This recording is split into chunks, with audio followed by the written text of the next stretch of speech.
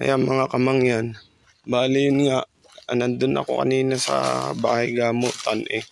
Sabi ni Utol, nagkita daw siya ng kawayang nakalog. Nagagawa ho kasi siya ng tangkal. Ay, hindi ko lang alam mga kamangyan kung aabot yung signal. Kasi layo ko na sa bahay. Nahan yung nakita mong nakalog. Ayan. Ay, nakalog nga. Nakalog nga.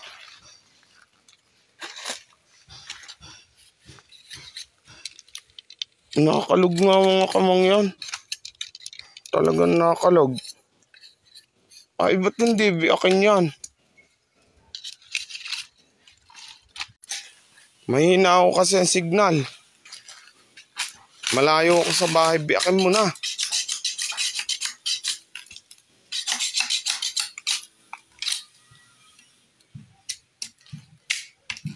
Ay, walang pansambot. Manlalagas yun. Dapat may tumiba ka ng saging. Ng saging, ay, wag mo biyakin agad. Nakalog ako mga kamangyan. Baka sabihin nyo, ikinabit dyan. Baka sabihin nyo, ha? Legit to yan. Baka din pinadaan. Sasabihin nyo naman, ay dito nakalog sa tapat na ito. Oh. Teka, tingnan mo na at baka sabihin ng basher oh. Baka din binutas. Baka din inilagay. Din ho nakalog oh. Kalugin mo. Buksay. Pahiga at nang hindi pag inalaglag dyan, lagas yan. Higa mo yan.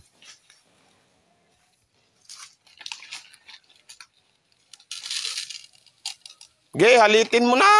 Pahalit. Tapakan mo yung dulo. Yan. Yan. Nakaw. Ay, wala na. Ayun. Tingnan nyo.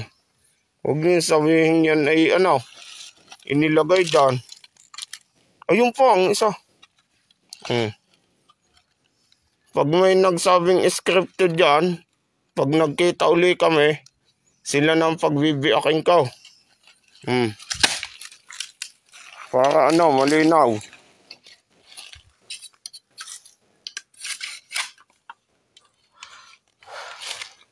Nagagawa ko kasi siya ng bali aki pa nga ang iba niyang, yan ang inagawa niya. Yan. Tingnan ang iba't baka may kunday yung kabilang yun. Tingnan mo yan. Wala. Kasi siya, nagagawa ng sahig ng tangkal ng manok.